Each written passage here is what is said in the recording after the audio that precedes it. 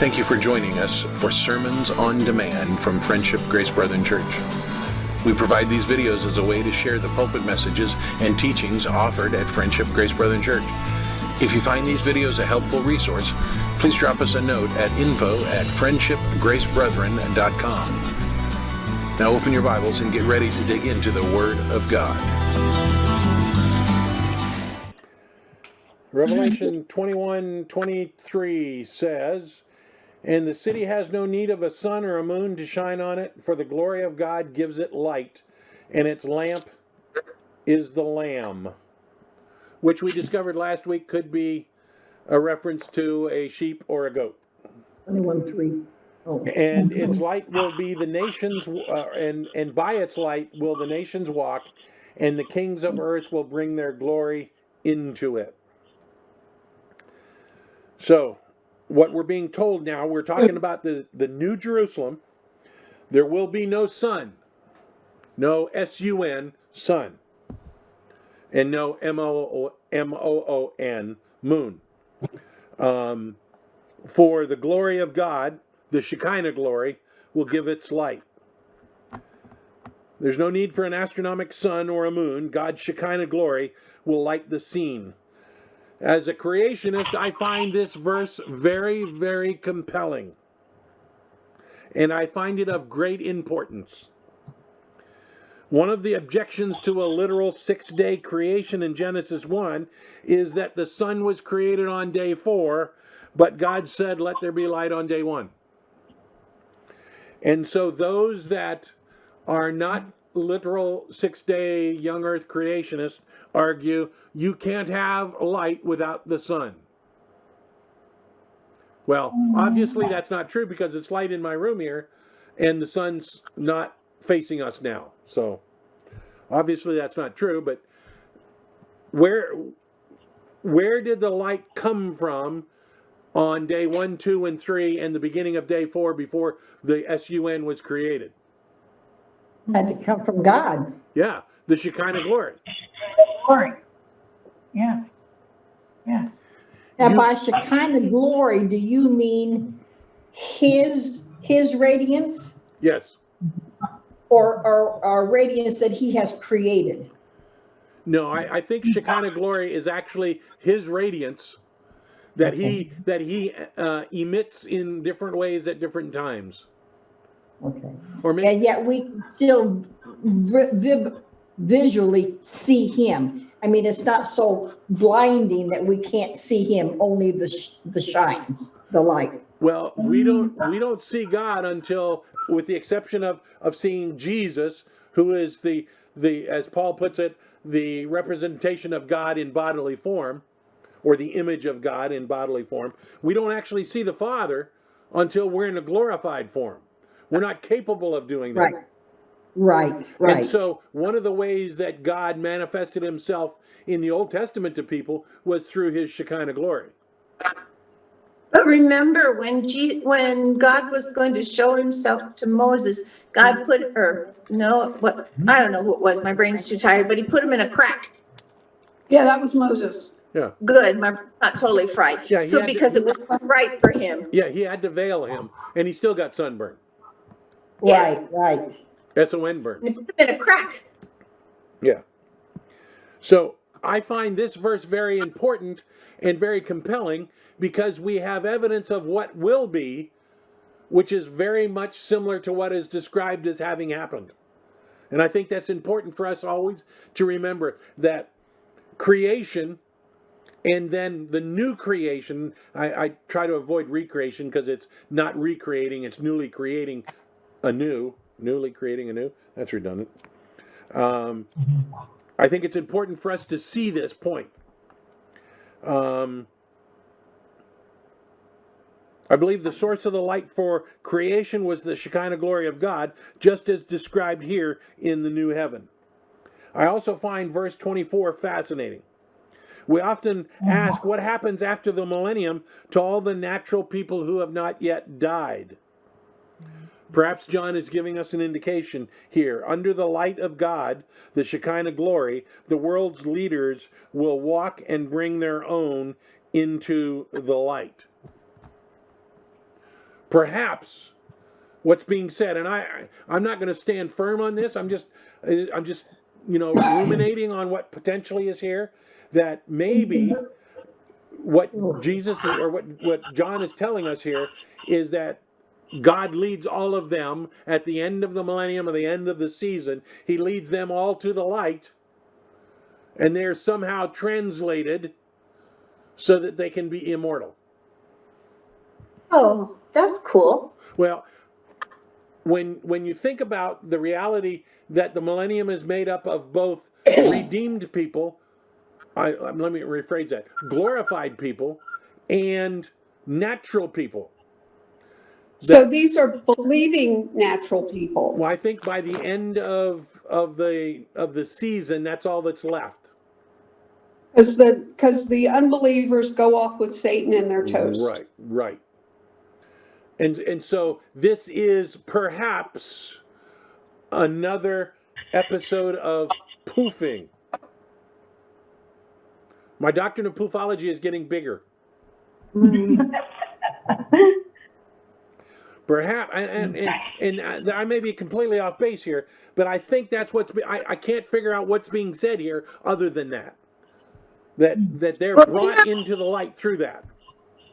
Well, they may not be poofed. They may be just walking into the city. And as they walk into the city, they're changed. Well, that's a poof. Yeah, exactly. Changed is poofed. Because they have to be immortal to go into the New Jerusalem and spend eternity. Because our mortal bodies can't do that.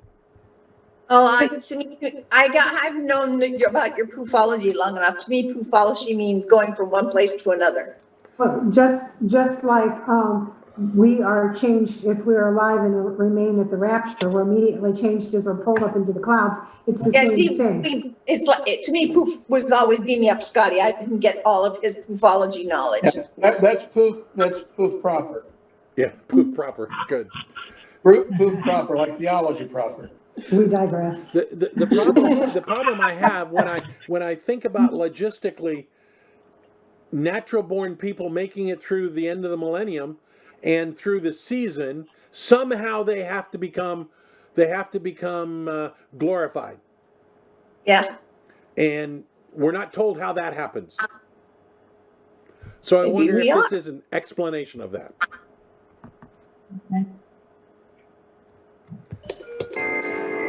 Okay, well, I'll go a couple more verses here. And its gates will never be shut by day, and there will be no night there. I love that. That's kind of a redundant statement, right? During the day, they're always open, and it'll never be night. So the gates will stay open all the time. They will. I hope we don't need sleep. Excuse me? I hope we don't need sleep. No, we don't. They will bring into it the glory and the honor of the nations. But nothing unclean will ever enter it, nor anyone who does what is detestable or false, but only those who are written in the Lamb's book of life. So, They're talking about the new heaven and new earth, or the millennium? He specifically here, he's talking about the New Jerusalem in the new heaven and new earth. Okay. Because we know there will still be sin in the millennium. There certainly will be sin in the season that Satan is loosed. Then God recreates. I said it again wrong. Then God creates a new heaven and a new earth and a new Jerusalem. And what happens to Satan, sin, and death and pain? They're thrown into the lake of fire. They're thrown into the lake of fire. They're not even possible anymore. And so the statement that nothing unclean will ever enter into it is a redundant statement, because all of that stuff has been sent to the lake of fire. But he's making the point that only the redeemed will be in the New Jerusalem, which will be open all the time, and it'll be daylight all the time. It'll be so completely different even than during the millennium. Yes. And if like what we looked at last week, if we look at how big it is, 1,380 miles or something like that, squared, potentially cubed, is the city of New Jerusalem in the new heaven and the new earth. The New Jerusalem and the new heaven and the new earth are not in the millennium. They come after the millennium, correct. right? Right. Okay. Yeah, the timeline from here on is rapture, tribulation, and we believe there's no intervening time between that, but there could be. There's nothing said about that. So you've got rapture, 7-year tribulation. End of the 7-year tribulation is the Battle of Armageddon, and you have then the 1,000-year reign of Jesus, in which Satan is bound, and then you have Satan loosed for a season. Definition of season is we don't know. And then Satan, death and pain and all that are deposited in the lake of fire, and we have a new heaven, a new earth. Everything else goes away. We have a new heaven, a new earth, and a new Jerusalem. And in that, only nothing unclean will ever enter, nor anyone who does what is detestable or false, but only those who are written in the Lamb's book of life. So the redeemed of all history will be present with God in the new heaven, new earth, new Jerusalem for eternity. Now, is the whole thing New Jerusalem, or will there be something besides New Jerusalem? There will be something besides the New Jerusalem, and so there's a lot of debate. Who lives in the city? If it's 1,500 miles square, that's pretty big. And we know that it's 1,500 miles tall, but we don't know if it's a pyramid or a cube. If it's a pyramid, it's a lot less than cube. But if it's a cube, a lot of people can stay there. But how many is a lot? We don't know, because we don't know how many people have been redeemed or will be redeemed by the time this happens. Right. But so there's a lot of debate by scholars where does everybody live? And when we talk about the nations, which is the Greek word ethne, which almost always means Gentiles, is New Jerusalem just for the Jews? No, because we're there. So if we're there, is it just the church? Probably not. Probably the Old Testament as well. But there's not enough room for it. You see how complicated this gets? I don't know. There will be other places, but New Jerusalem will be the capital, is the best way I can associate everything. Well, maybe I know where I'm going to live. Are the ones with the long white robes, and all those of us outside of New Jerusalem are the ones in the bikinis. You know, I like that explanation just as good as anything I've said. So, Mary said she knows where she's going to live. Yeah, I'm going to live in the mansion or the room that God prepares for me. Right, and the address of that mansion is? I don't know. Exactly, that's what we're saying. You know, I don't know the zip code where we'll be. Linda? In the big, big house. Linda, you were saying something? And you said you didn't know where that would be, and I said in God's house, wherever that is. Right, in the big, big house. You know the song? In the big, big house? I know. With lots and lots of rooms. Yep. The big backyard where we can play football. Yep. Which would be a miracle, because I can't play football now. No, I think So the newsboys are wrong? yeah. Well, I guess that's one of the Audio things adrenaline. require when you get a glorified body, the ability to play football. Yeah. So nothing unclean will ever enter the city of New Jerusalem. And it's because all those things have been sent to the lake of fire. Only redeemed can enter the city, but only redeemed are left. So we'll all have access to the city. What I'm not sure of is how all this works together. I just can't put it together. God doesn't give us a lot of information. And so I look at this and go, I don't know how that works. There will be people at some point that at the end of the season that will have to be translated. Perhaps that's what 24 is talking about. I don't know.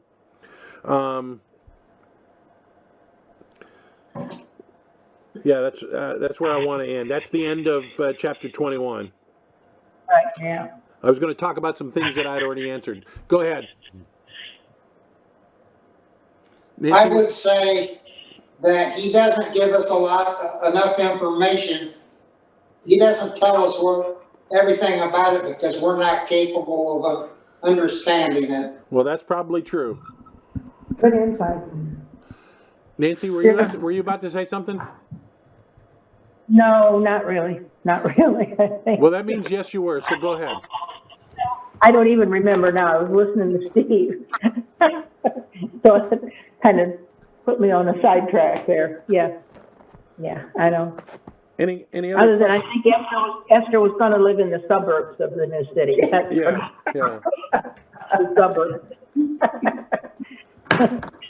But, No. he gives us enough information to let Oh, us yeah. know what's happening to us, what we have to do to get there, and What do kind we of have just to do to base get there? the idea of what it's like. Well, I We'll was find thinking out the rest when we get there. that's what I was thinking. Maybe we don't need to know. He doesn't want us to know. Well, Right. Yes, clearly he doesn't want us to know yet. right. He gives us enough We know already all we to need make us to know. want. Right. But it's still incumbent upon us to learn what he says in his word and what it means.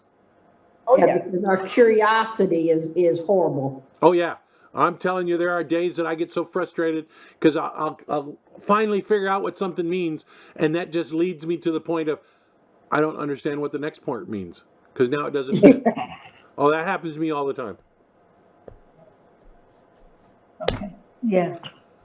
Any other questions, comments? Thank you for watching or listening to this teaching on demand from Friendship Grace Brethren Church. Please consider sending us an email at info@friendshipgracebrethren.com to let us know how this teaching may have helped you. Please also consider joining us in person at Friendship Grace Brethren Church, located at 10251 Metro Parkway, Suite 116, Fort Myers, Florida, just south of the intersection of Metro and Colonial Boulevard. Sunday school begins at 9 and worship service at 10 a.m. We look forward to seeing you in person at Friendship Grace Brethren Church.